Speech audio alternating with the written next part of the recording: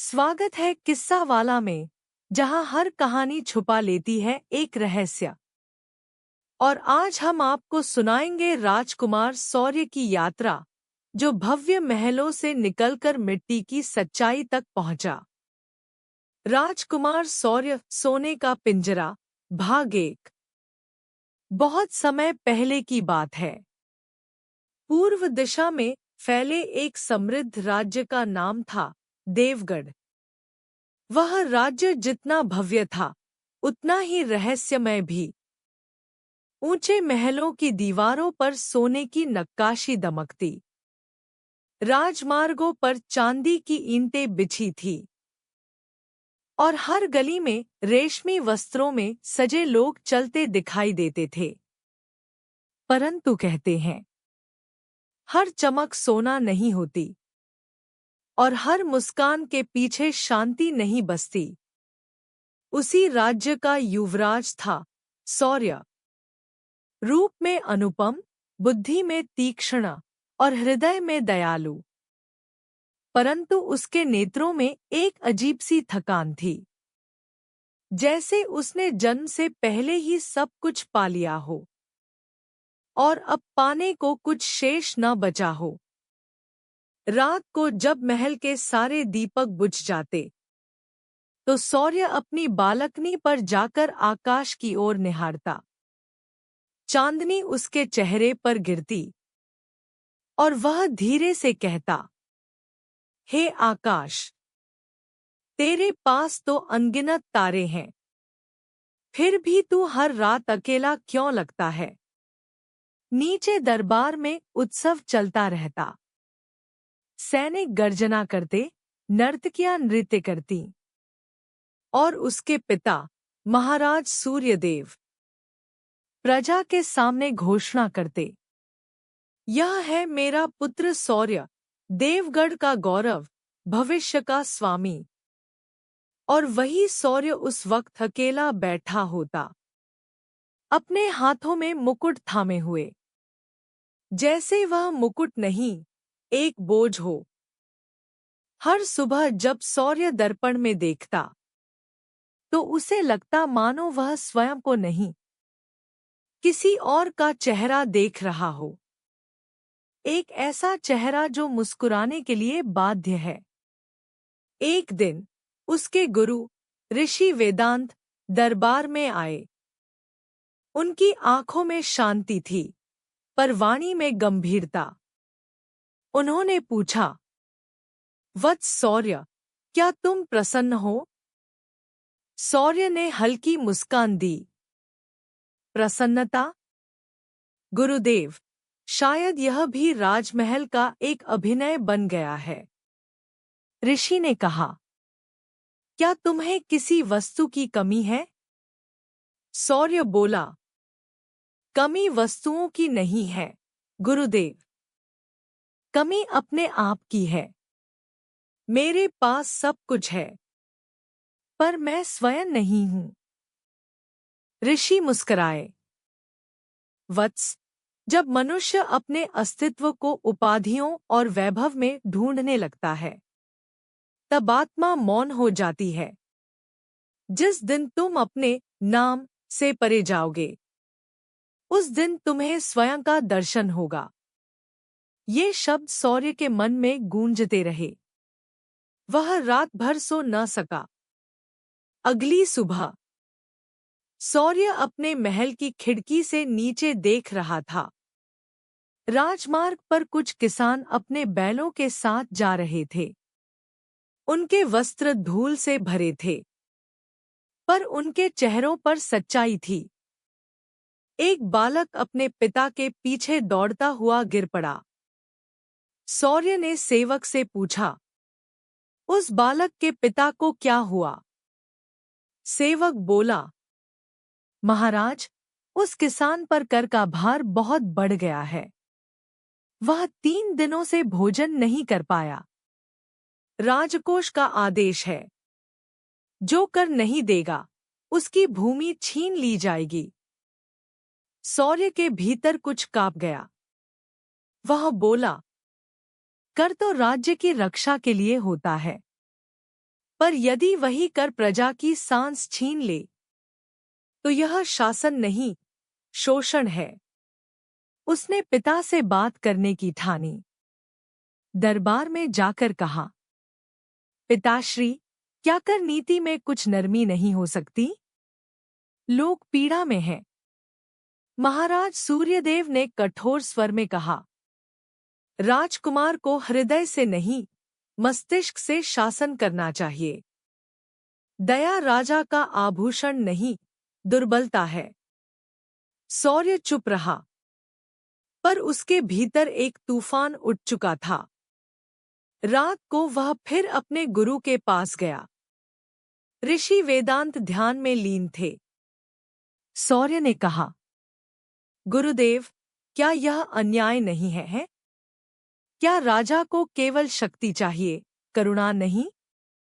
ऋषि ने नेत्र खोले और बोले, वत्स, सत्य को समझने के लिए ताज उतारना पड़ता है। यदि तुम सच में अपने लोगों का दुख जानना चाहते हो तो उनके बीच जाकर जीना सीखो। सौर्य बोला, पर मैं राजकुमार हूं। यदि मैं चला गया तो? ऋषि ने कहा, राजकुमार का धर्म है राज्य संभालना, पर मनुष्य का धर्म है सत्य खोजना। उसी रात सौर्य ने निर्णय लिया, वह अपनी पहचान छिपाएगा, राजमहल छोड़ देगा और प्रजा के बीच एक साधारण मनुष्य बनकर रहेगा। उसने अपने रेशमी वस्त्र उतारे, सादा धोती पहनी और केवल एक जलपात्र व कमंडल लिया। जब घड़ी ने 12 बजाए तो सौर्य महल की पिछली दीवार से निकल गया। आसमान में बादल घिरे थे और बिजली की एक लकीर उसकी आंखों में चमक उठी, जैसे स्वयं भाग्य ने कहा हो, अब तेरी यात्रा आरंभ हुई। भोर होते ही महल में हड़कंप मच गया। राजकुमार का कमरा खाली था। बिस्तर पर केवल एक पन्ना रखा था। पिताश्री, मैं अपने उत्तरों की खोज में जा रहा हूं। जब मुझे स्वयं मिल जाऊंगा तब लौट आऊंगा। महाराज सूर्यदेव का क्रोध चरम पर था। उन्होंने आदेश दिया, जिसने राज्य छोड़ा वह मेरा पुत्र नहीं। उसे खोजो जहां भी हो। ऋषि वेदांत मौन रहे। उनकी आंखों में न क्रोध था न भय, बस एक गर्वमयी शांति थी। वे जानते थे, सौर्य का यह कदम इतिहास बनेगा। 3 दिन तक सौर्य चलता रहा। महलों की दीवारें पीछे छूट गईं। रेशम की जगह धूल और रथ की जगह नंगे पांव सफर। हर कदम उसे अपने पुराने रूप से दूर ले जा रहा था। एक गांव आया, नाम था सत्यपुर। यहाँ के लोग सरल थे, पर गरीबी उनके जीवन का वस्त्र बन चुकी थी। एक किसान ने पूछा, कौन हो भाई? सौर्य ने कहा, नाम। नाम तो अब कुछ अर्थ नहीं रखता। मुझे सौर कहो, बस इतना काफी है। उस दिन से राजकुमार सौर्य सौर बन गया, एक आम मनुष्य।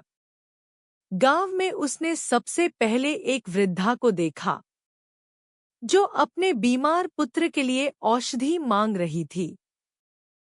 कोई उसकी सहायता को नहीं आया। सौर आगे बढ़ा और बोला, माता, मैं लाता हूं दवा। वह पास के जंगल गया, जहां उसके गुरु ने उसे औषधियों की शिक्षा दी थी। वहां से जड़ी बूटियां लाकर उसने उस वृद्धा को दी। वह बोली, बेटा, तू कौन है? सौर मुस्कराया, एक यात्री जो भूल गया है कि वह कौन था। वृद्धा ने उसका सिर सहलाया। तब तू सच्चा मनुष्य है, बेटा। दिन बीतते गए। सौर अब गांव का हिस्सा बन चुका था। वह बच्चों को अक्षर सिखाता, किसानों के साथ खेतों में काम करता और हर शाम नदी किनारे बैठकर सूर्यास्त देखता।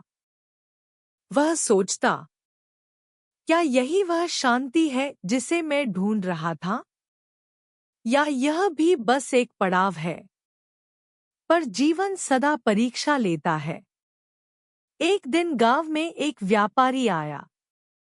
उसने घोषणा की, राजा का नया आदेश है, अब हर किसान से दुगुना कर लिया जाएगा।